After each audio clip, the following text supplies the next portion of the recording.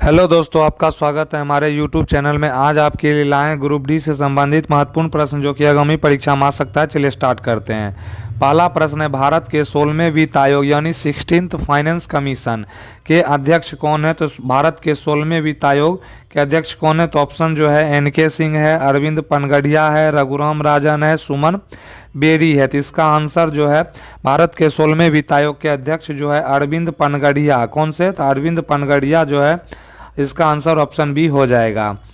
इसमें जो है 15वें वित्त आयोग के अध्यक्ष जो है एन.के. सिंह थे और इनका कार्यकाल जो है 1 अप्रैल 2020 से 31 मार्च जो है 2025 तक जो है इनका कार्यकाल जो है किसका? तो ये जो है किनका कार्यकाल? तो एन.के. सिंह का कार्यकाल जो है 15वें वित्त आयोग के अध्यक्ष का रहा है। नेक्स्ट क्वेश्चन आता है इसमें, इंडियन प्रीमियर लीग यानी कि आईपीएल जो है 2025 में एक ही पारी में सिंगल इनिंग्स में सबसे बड़ा व्यक्तिगत स्कोर यानी हाईएस्ट इंडिविजुअल स्कोर किस खिलाड़ी ने बनाया था? तो इंडियन प्रीमियर लीग जो है 2025 का एक ही पारी में सबसे बड़ा व्यक्तिगत स्कोर, ऑप्शन है साई सुदर्शन, ऋषभ पंत, अभिषेक शर्मा और सूर्य कुमार यादव। तो सबसे ज़्यादा व्यक्तिगत स्कोर आईपीएल 2025 का ये अभिषेक शर्मा के द्वारा जो है बनाया गया था। अभिषेक शर्मा 141 रन 55 गेंद जो है सनराइजर हैदराबाद पंजाब किंग्स के खिलाफ जो है बनाया था, जिसमें ऋषभ पंत 118 रन यानी 61 गेंद Delhi Capitals Lucknow super giants के खिलाफ जो है यह बनाया था। नेक्स्ट क्वेश्चन इसमें आता है, 20 मई 2025 को सुप्रीम कोर्ट के एक निर्णय के अनुसार प्रवेश स्तर के न्यायाधीश यानी सिविल जज जो है जूनियर डिवीजन के पद के लिए आवेदन करने वाले उम्मीदवारों के लिए न्यूनतम कानूनी प्रैक्टिस लीगल प्रैक्टिस जो है का कितना अनुभव अनिवार्य जो है मैंडेटरी कर दिया गया है? तो ऑप्शन में है 1 वर्ष, 2 वर्ष, 3 वर्ष और 5 वर्ष। तो इसका आंसर हो जाएगा, सुप्रीम कोर्ट ने जो है 20 मई 2025 के अपने फैसले में यह स्पष्ट किया कि सिविल जज यानी जूनियर डिवीजन जैसे प्रवेश स्तर के न्यायिक पदों के लिए कम से कम 3 वर्ष की सक्रिय वकालत यानी लीगल प्रैक्टिस अनिवार्य होगी। यह निर्णय 2002 के उस पिछले आदेश को उलट देता है जिसने अनुभव की शर्त को हटा दिया था और नए कानून स्नातकों को बिना किसी पूर्व अदालती अनुभव के सीधे न्यायिक सेवा परीक्षा में बैठने की अनुमति दी थी। नेक्स्ट क्वेश्चन आता है इसमें, 2025 में जो है वन जैव विविधता और जलवायु सुधार की राज्यवार रैंकिंग में भारत में जो है प्रथम स्थान किस राज्य को दिया गया? तो 2025 के वन जैव विविधता और जलवायु सुधार की राज्यवार रैंकिंग में जो है ऑप्शन क्या हो जाएगा? तो मिजोरम, आंध्र प्रदेश, छत्तीसगढ़ और कर्नाटक। तो इसका आंसर जो है आंध्र प्रदेश हो जाएगा। इसमें जो है आंध्र प्रदेश राज्य इसका स्कोर जो है 100 में से 70 से कम यानी 68.38 जो है रहा है।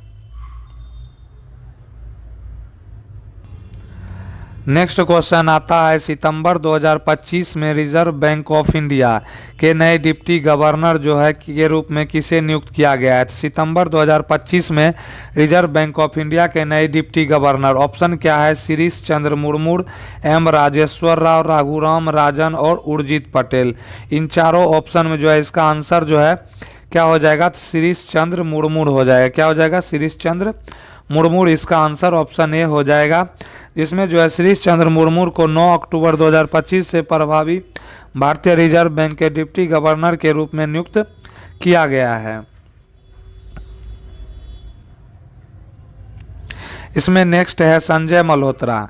संजय मल्होत्रा जो है क्या है? तो ये जो है गवर्नर हैं, शिरीष चंद्र मुर्मू डिप्टी गवर्नर हैं, स्वामीनाथन जन किरणम मैन जो है deputy governor, T Ravishankar deputy governor, Poonam Gupta economist जो है ये भी डिप्टी गवर्नर है। नेक्स्ट क्वेश्चन आता है, वरुण भारत और किस देश के बीच आयोजित होने वाला एक नौसैनिक जो है युद्ध अभ्यास है। तो जो है वरुण अभ्यास, यानी वरुण अभ्यास भारत और किस देश के बीच होता है? तो ऑप्शन है अमेरिका, फ्रांस, रूस, जापान। तो इसका आंसर हो जाएगा वरुण जो है भारत और फ्रांस के बीच एक नौसैनिक युद्ध अभ्यास है। भारत और फ्रांस की नौसेना 1993 से द्विपक्षीय समुद्र अभ्यास जो है कर रही है। वरुण जो है नौसैनिक अभ्यास 2025 का 23वां संस्करण जो है अरब सागर में 19 से 22 मार्च 2025 तक जो है ये आयोजित किया गया है। नेक्स्ट इसमें आता है भारत और फ्रांस के बीच अन्य अभ्यास भी होते हैं, जैसे कि गरुड़ वायुसेना और शक्ति सेना जो है ये भारत और फ्रांस के बीच होने वाले युद्ध अभ्यास हैं।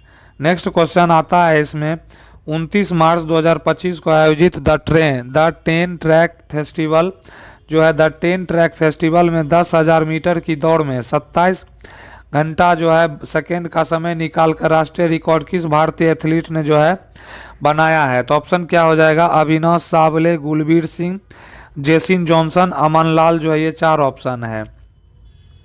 तो इसका आंसर क्या हो जाएगा? तो इसका आंसर जो है गुलबीर सिंह ने जो है 10,000 मीटर दौड़ में 27.00.22 सेकेंड में पूरी कर भारत का नया राष्ट्रीय रिकॉर्ड बनाया है। गुलबीर ने इस प्रदर्शन के साथ जो है 6ठा स्थान प्राप्त किया है। गुलबीर ने न सिर्फ राष्ट्रीय रिकॉर्ड तोड़ा बल्कि उन्होंने एशिया में अब तक का जो है 3रा सबसे तेज समय भी दर्ज किया है। अब एशिया में उनसे आगे केवल अहमद हसन अब्दुल्ला जो 26.38.76 सेकेंड और निकोलस कंबोई 26.51.87 सेकेंड है। अंकिता ने महिलाओं की 1500 मीटर दौड़ में जो है 4.13.97 सेकेंड के साथ 3रा स्थान जो है ये हासिल किया है।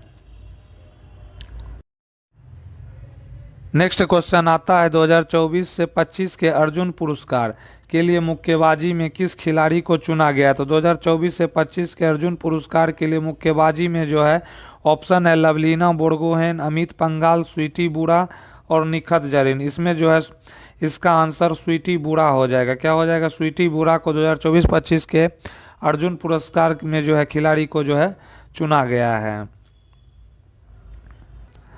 नेक्स्ट क्वेश्चन आता है 2025 में जेंडर गैप इंडेक्स में प्रथम स्थान किस देश ने प्राप्त किया है?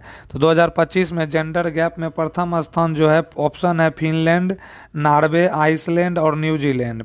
तो फर्स्ट स्थान पर जो है आइसलैंड जो लगातार 16वें साल यह स्थान जो है बनाए हुए है। तो आंसर जो है इसका जो है ग्लोबल जेंडर गैप इंडेक्स में आइसलैंड जो है प्रथम स्थान पर रहा है। स्कोर जो है 92.6% है। नेक्स्ट इसमें है सेकेंड स्थान पर कौन है? सेकेंड स्थान पर फिनलैंड है, थर्ड स्थान पर नॉर्वे है। भारत की स्थिति, भारत 148 देशों में से 131वें स्थान पर है। भारत का समानता स्कोर 64.1% है। सूचकांक 4 आयामों में लैंगिक समानता को जो है मापता है। आर्थिक भागीदारी और अवसर, शैक्षिक उपलब्धि, स्वास्थ्य और उत्तरजीविता, राजनीतिक सशक्तिकरण को भी देखता है। बांग्लादेश ने 24 स्थान जो है प्राप्त किया, जो दक्षिण एशिया में सर्वश्रेष्ठ प्रदर्शन करने वाला देश बन गया है। दक्षिण एशिया के अन्य रैंक प्राप्त जो है नेपाल 125वां स्थान, श्रीलंका 130वां स्थान, भूटान 119वां, मालदीव जो है 138वां, पाकिस्तान जो है 148वां स्थान जो है प्राप्त किया है। इंडिया का स्थान जो है 131वां स्थान पर रहा है। नेक्स्ट क्वेश्चन आता है जून 2025 में जो है किसी देश ने 3 लाख से अधिक प्रतिभागियों के साथ एक गिनीज वर्ल्ड रिकॉर्ड स्थापित किया। यह रिकॉर्ड किस देश में हुआ है? तो जून 2025 में एक जो है गिनीज वर्ल्ड रिकॉर्ड बना है। उसमें ऑप्शन है भारत, नेपाल, अमेरिका और ब्राज़ील। तो इसका आंसर क्या हो जाएगा? तो इसका आंसर जो है 21 जून 2025 को विशाखापट्टनम यानी आंध्र प्रदेश के भारत में आयोजित समारोह में लगभग 3,02,000 लोगों ने एक साथ योगा अभ्यास किया और इस तरह यह सबसे बड़ी एक साथ योगा अभ्यास के लिए जो है गिनीज वर्ल्ड रिकॉर्ड में जो है यह शामिल हो गया। तो ऑप्शन जो है भारत का राज्य जो है आंध्र प्रदेश में हुआ था। इसमें जो है 2025 के अंतर्राष्ट्रीय योग दिवस की थीम है एक पृथ्वी एक स्वास्थ्य के लिए योग, yoga for one earth one health. Next question है गुजरात विधानसभा उपचुनाव 2025 विजेता। गुजरात की हाईकड़ी सीट से भाजपा प्रत्याशी राजेंद्र चावड़ा जीते। उन्होंने कांग्रेस के रमेश चावड़ा को हराया। विसावदर पराब के गोपाल इटालिया जीते। भाजपा के कीर्ति पटेल दूसरे नंबर पर रहे। 4 राज्यों की 5 विधानसभा सीट पर जो है उपचुनाव हुआ था। केरल में यूडीएफ उम्मीदवार कांग्रेस के आरिदन शौकत को जीत मिली। उन्होंने सीपीआईएम के एम स्वराज को हराया। पंजाब की लुधियाना वेस्ट आपके खाते में आई, यहाँ संजीव अरोड़ा जो है जीत गए थे। नेक्स्ट आता है इसमें पश्चिम बंगाल की कालीगंज सीट पर टीएमसी प्रत्याशी अलीफा अहमद जीती। उन्होंने भाजपा के आशीष घोष को हराया। इन सभी 5 सीटों पर जो 19 जून को जो है वोटिंग हुई थी। नेक्स्ट क्वेश्चन आता है 2025 में प्रिट्जर आर्किटेक्ट्स पुरस्कार यानी प्रिट्जर पुरस्कार किसे मिला है। तो 2025 में प्रिट्जर पुरस्कार जो है ऑप्शन है फ्रैंक गेरी, जहा हदीद, तदाओ अंडो, लियू जैकून। तो आंसर क्या हो जाएगा, 4 मार्च 2025 को घोषित किया गया इस वर्ष का जो है प्रिट्जर आर्किटेक्चर प्राइज लियू जैकून को, यानी ऑप्शन जो है डी आंसर हो जाएगा लियू जैकिन प्रिट्जर पुरस्कार चीन को प्रदान किया गया। यह पुरस्कार वास्तुकला क्षेत्र का शीर्ष अंतर्राष्ट्रीय सम्मान माना जाता है, यानी आर्किटेक्चर का नोबेल पुरस्कार जो है 2025 का प्रिट्जर पुरस्कार लियू जैकून को दिया गया है, जो चीन से संबंधित है। नेक्स्ट क्वेश्चन आता है इसमें 5 जून 2025 को मनाए गए विश्व पर्यावरण दिवस का मुख्य फोकस थीम क्या था। 5 जून 2025 को मनाए गए विश्व पर्यावरण दिवस का मुख्य फोकस ऑप्शन है जल संरक्षण, जलवायु परिवर्तन, प्लास्टिक प्रदूषण पर रोक, वन संरक्षण। तो आंसर हो जाएगा मुख्य फोकस प्लास्टिक प्रदूषण को समाप्त करने पर था, जिसका थीम था #बीट प्लास्टिक पॉल्यूशन, यानी प्लास्टिक प्रदूषण को मात देने का इसका थीम था। आंसर है #बीट प्लास्टिक पॉल्यूशन यानी प्रदूषण पर रोक। तो ऑप्शन जो है सी इसका आंसर हो जाएगा, प्लास्टिक प्रदूषण पर रोक।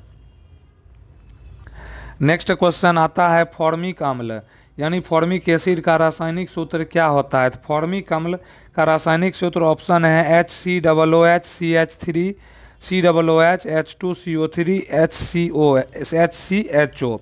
तो आंसर क्या हो जाएगा, HCOOH जो है हो जाएगा। फॉर्मिक अम्ल का रासायनिक सूत्र HCOOH है। इसे मेथेनोइक अम्ल भी कहते हैं और यह सबसे सरल कार्बोक्सिलिक अम्ल है। इसका आणविक सूत्र जो है CH2O2 भी हो सकता है। फॉर्मिक अम्ल मुख्य रूप से लाल चींटियों, मधुमक्खियों और बिच्छुओं जैसे कीड़ों के डंक में पाया जाता है। इसमें जो है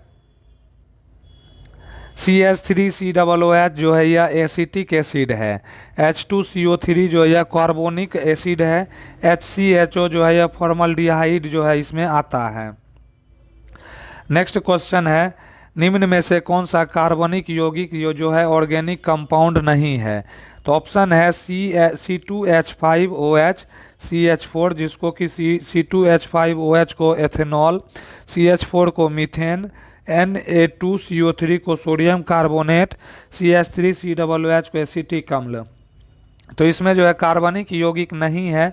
तो कार्बनिक यौगिक सामान्यतः वे यौगिक होते हैं जिनमें कार्बन हाइड्रोजन बंध उपस्थित होते हैं। इसमें जो है C2H5OH यानी इथेनॉल यानी कार्बनिक यौगिक है। CH4 मीथेन जो है सबसे सरल कार्बनिक यौगिक है। CH3COOH एसिटिक एसिड यानी कार्बनिक अम्ल है। Na2CO3 यह एक अकार्बनिक यानी इनऑर्गेनिक यौगिक है, क्योंकि यह धातु Na का लवण है और इसमें CH बंध नहीं होता है। इसीलिए सही उत्तर जो है Na2CO3 जो है क्या हो जाएगा, सोडियम कार्बोनेट हो जाएगा। नेक्स्ट क्वेश्चन आता है इसमें 20 न्यूटन का एक नेट क्षैतिज बल यानी नेट हॉरिजॉन्टल फोर्स 4 kg के एक ब्लॉक पर कार्य कर रहा है। तो ब्लॉक प्रारंभ में विरामावस्था में है और बल 5 सेकंड तक लगाया जाता है। तो ब्लॉक का अंतिम चाल जो है ज्ञात कीजिए। तो आंसर क्या हो जाएगा, 10 मीटर, 20 मीटर, 25 मीटर, 30 मीटर, ये सभी जो है ऑप्शन है। इसका जो है आंसर क्या हो जाएगा, तो प्रदत्त डेटा यानी नेट क्षैतिज फोर्स जो है F 20 न्यूटन है, द्रव्यमान M जो है 4 kg है, T 5 सेकेंड है, प्रारंभिक चाल जो है U 0 मीटर पर सेकेंड है। तो सबसे पहले त्वरण यानी एक्सेलरेशन निकालेंगे, A बराबर F/m होता है, तो इसका कितना हो जाएगा 20/4 यानी 5 मीटर प्रति सेकेंड स्क्वायर। फिर जो है प्रथम समीकरण मोशन से निकालेंगे, V बराबर U प्लस AT यानी कि 25 मीटर प्रति सेकेंड जो है इसका अंतिम चाल हो जाएगा। नेक्स्ट क्वेश्चन है, निम्न में से कौन सा कथन यह पुष्टि करता है कि दिया गया विलयन अम्लीय है? तो सही कथन यह होगा, विलयन नीले लिटमस पेपर को लाल कर देता है। पीएच मान जो है विलयन का पीएच मान 7 से कम होता है, किसका? तो एसिड का। फेनोल्फथालीन सूचकांक, फेनोल्फथालीन सूचकांक जो है फेनोल्फथालीन सूचक को विलयन में मिलाने पर विलयन जो है रंगहीन रहता है। मिथाइल ऑरेंज सूचक, methyl orange indicator, methyl orange सूचक को विलयन में मिलाने पर विलयन का रंग जो है गुलाबी या लाल हो जाता है। धातुओं के साथ अभिक्रिया, विलयन धातुओं जैसे जिंक या मैग्नीशियम के साथ अभिक्रिया करके हाइड्रोजन गैस मुक्त करता है। कार्बोनेट के साथ अभिक्रिया, विलयन कार्बोनेट या बाइकार्बोनेट जैसे कैल्शियम कार्बोनेट के साथ अभिक्रिया करके कार्बन डाइऑक्साइड गैस जो है मुक्त करता है। नेक्स्ट क्वेश्चन है, धातुओं के विद्युत अपघटनी परिष्करण, इलेक्ट्रोलाइटिक रिफाइनिंग की प्रक्रिया के दौरान जब विद्युत अपघट में धारा प्रवाहित की जाती है तो शुद्ध धातु यानी इम्प्योर मेटल किसमें विलीन यानी डिजोल्व हो जाती है?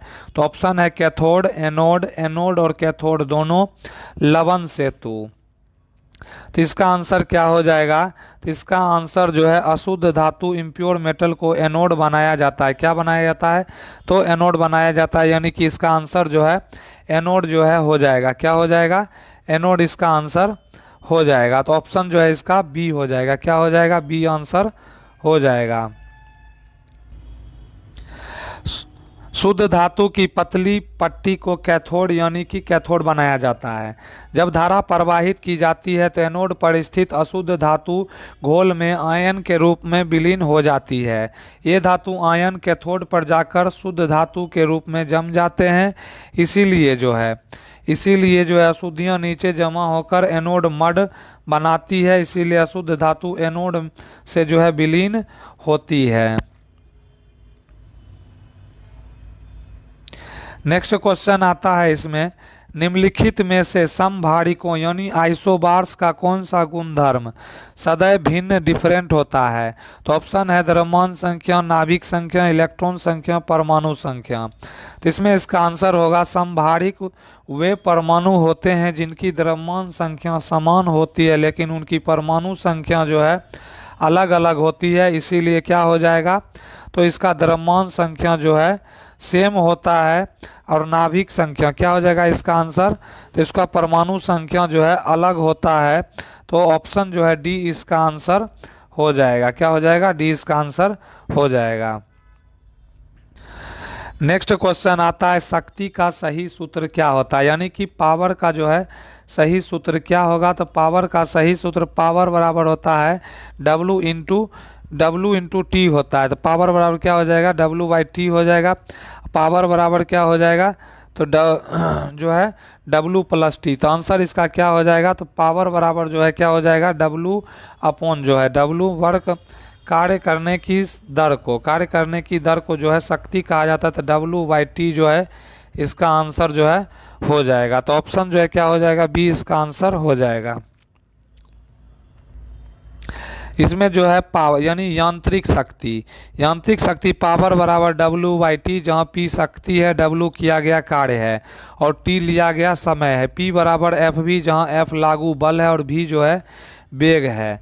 विद्युत शक्ति में आता है पावर बराबर V इंटू आई, जहाँ V वोल्टेज है और I विद्युत धारा है। इसे ओम का नियम V बराबर IR के आधार पर भी लिखा जा सकता है। तो पावर बराबर I² R या पावर बराबर V² अपॉन R होता है। नेक्स्ट क्वेश्चन आता है, एक बिंब यानी ऑब्जेक्ट को 15 सेंटीमीटर फोकस दूरी वाले अवतल दर्पण के सामने 30 सेंटीमीटर की दूरी पर रखा गया है। तो प्रतिबिंब की दूरी ज्ञात कीजिए। तो ऑप्शन क्या हो जाएगा इसका आंसर? ऑप्शन जो है इसमें है 15 सेंटीमीटर, 30 सेंटीमीटर, 30 सेंटीमीटर। तो आंसर जो है इसका क्या, सॉरी ऑप्शन डी में जो है -15 सेंटीमीटर इसका ऑप्शन है। इसमें जो है आता है अवतल दर्पण के लिए जो है दर्पण सूत्र होता है 1/f बराबर 1/u प्लस 1/v, जहाँ f फोकस दूरी कॉनकेव मिरर के लिए ऋणात्मक, क्योंकि यह अवतल है। अब तो f बराबर -15 सेंटीमीटर हो जाएगा। u जो है वस्तु की दूरी वास्तविक वस्तु के लिए ऋणात्मक, u बराबर -30 सेंटीमीटर। v जो है प्रतिबिंब की दूरी ज्ञात करना है, तो सूत्र में जो है इसका वैल्यू पुट कर देते हैं। तो इसमें जो है हल करने पर क्या होगा, तो 1/f बराबर जो है 1/v प्लस जो है 1/u होता है। तो इसका v बराबर जो है -30 सेंटीमीटर जो है इस प्रोसेस को सॉल्व करने के बाद जो है कितना आ जाएगा, तो -30 सेंटीमीटर जो है हो जाएगा। नेक्स्ट क्वेश्चन आता है एक समान गति यानी यूनिफॉर्म मोशन के संदर्भ में निम्नलिखित में से कौन सा कथन गलत है यानी इनकरेक्ट है? तो ऑप्शन ए है पिंड समान जो है समय समय अंतरालों के समान दूरी तय करता है। दूसरा है त्वरण शून्य होता है। तीसरा है गति के साथ बदलता है। नेक्स्ट आता है इसमें चौथा जो है गति समय के साथ जो है बदलता है, सॉरी इसमें तीसरा हो गया। चौथा जो है वेग अपरिवर्तित जो है इसमें रहता है। तो ऑप्शन जो है समान गति, यूनिफॉर्म मोशन में वस्तु समान समय अंतराल में समान दूरी तय करती है। त्वरण शून्य होता है क्योंकि वेग में कोई परिवर्तन नहीं होता है, वेग अपरिवर्तित रहता है, तो इसीलिए गति समय के साथ जो है नहीं बदलता है। तो इसका आंसर जो है हो जाएगा गति समय के साथ नहीं बदलता है। तो क्या हो जाएगा, गति समय के साथ जो है बदलता है। तो इसका जो है और इनकरेक्ट जो है ऑप्शन सी जो है इसका इनकरेक्ट हो जाएगा। नेक्स्ट है एक वस्तु को ऊपर की ओर फेंका जाता है, वह अधिकतम 20 सेंटीमीटर की ऊंचाई तक जाती है, तो वस्तु की प्रारंभिक चाल ज्ञात कीजिए। तो पहला चरण है दिए गए मानों को क्या करना है, तो आइडेंटिफाई करना है। तो अधिकतम ऊंचाई को 20 सेंटीमीटर दिया गया है, इसे मीटर में बदलने पर h बराबर 20/100 यानी मीटर यानी 0.2 मीटर हो जाएगा। नेक्स्ट आता है इसमें अधिकतम ऊंचाई पर वस्तु का अंतिम वेग भी शून्य होता है, इसीलिए v बराबर 0 मीटर प्रति सेकेंड। गुरुत्वाकर्षण के कारण त्वरण g का मान लगभग 9.8 मीटर पर सेकेंड स्क्वायर होता है। चूंकि वस्तु ऊपर की ओर जा रही है इसीलिए जो त्वरण ग्रेविटेशनल जो है एक्सेलरेशन जो है कितना हो जाएगा, -9.8 मीटर पर सेकेंड स्क्वायर। चरण 2 है जो है गति के समीकरण का उपयोग करना है। तो तीसरे नियम से जो है v² बराबर u² प्लस 2as होता है, जहाँ v अंतिम वेग है, u प्रारंभिक वेग है, a त्वरण है और s विस्थापन है। जब इसको जो है वैल्यू को पुट करेंगे तो u² माइनस जो है 3.92 = 0 आता है। तो u² बराबर जो है कितना आ जाता है, ये 3.92 आ जाता है। जब आगे जो है u का मान जो है इसमें मान ज्ञात करने के लिए वर्गमूल लेंगे तो u बराबर √3.92 होगा, जिसमें u का मान 1.98 मीटर प्रति सेकेंड जो है प्राप्त होता है। नेक्स्ट क्वेश्चन इसमें आता है निम्न में कौन सा प्लास्टिड पौधों के भागों को पीला, नारंगी या लाल रंग प्रदान करता है? तो ऑप्शन जो है क्लोरोप्लास्ट, क्रोमोप्लास्ट, ल्यूकोप्लास्ट, माइटोकॉन्ड्रिया जो है इसमें ऑप्शन दिया गया है। तो इसका आंसर क्या होगा, क्रोमोप्लास्ट। ऐसे प्लास्टिड होते हैं जिनमें कैरोटीनाइड वर्णक यानी कि कैरोटीनॉइड्स पाए जाते हैं। ये वर्णक पौधों के फलों, फूलों व कुछ जड़ों को पीला, नारंगी और लाल रंग जो है प्रदान करता है। कौन, तो क्रोमोप्लास्ट। क्लोरोप्लास्ट ये हरे रंग के प्लास्टिड होते हैं जिनमें क्लोरोफिल होता है और ये प्रकाश संश्लेषण के लिए जिम्मेदार होते हैं। ल्यूकोप्लास्ट ये रंगहीन प्लास्टिड होते हैं जो मुख्य रूप से भोजन जैसे स्टार्च के भंडारण का काम जो है इसमें करते हैं। तो इसका क्या आंसर हो जाएगा, तो इसका आंसर जो है पीला रंग का, तो यानी क्रोमोप्लास्ट। क्या हो जाएगा इसका आंसर, क्रोमोप्लास्ट जो है इसका आंसर सही हो जाएगा। नेक्स्ट है प्रिज्म के बारे में निम्नलिखित में कौन सा कथन सही है? तो प्रिज्म के बारे में कौन सा कथन सही है? कथन है निर्गत कोण आपतन कोण से बड़ा होता है, निर्गत कोण आपतन कोण से छोटा होता है, आपतन कोण और निर्गत कोण जो है समान होते हैं, कोई विचलन नहीं होता है। ऑप्शन डी इसमें दिया है। तो इसका राइट आंसर क्या हो जाएगा? तो इसका राइट जो आंसर क्या होगा? तो आपतन कोण और निर्गत कोण जो है समान होता है। फिर जो है क्या हो जाएगा राइट आंसर? आपतन कोण और निर्गत कोण जो है समान होता है। नेक्स्ट क्वेश्चन आता है इसमें, भारतीय रिजर्व बैंक भारत के ऋण क्षेत्रों को बदलने के लिए राष्ट्रीय स्तर पर यूनिफाइड लैंडिंग इंटरफेस शुरू करने की योजना बना रहा है। तो यूएलआई को जो है आरबीआई ने 2030 में पायलट प्रोजेक्ट तौर पर जो है लॉन्च किया था। तो इसका क्वेश्चन क्या है? In the context of technology and finance in India, ULI is the acronym for the united landing interface. यानी भारतीय रिजर्व बैंक भारत के ऋण क्षेत्र को बदलने के लिए राष्ट्रीय स्तर पर यूनिफाइड लैंडिंग इंटरफेस यूएलआई शुरू करने की योजना बना रहा है। यूएलआई का आरबीआई ने 2030 में पायलट प्रोजेक्ट के तौर पर लॉन्च किया था।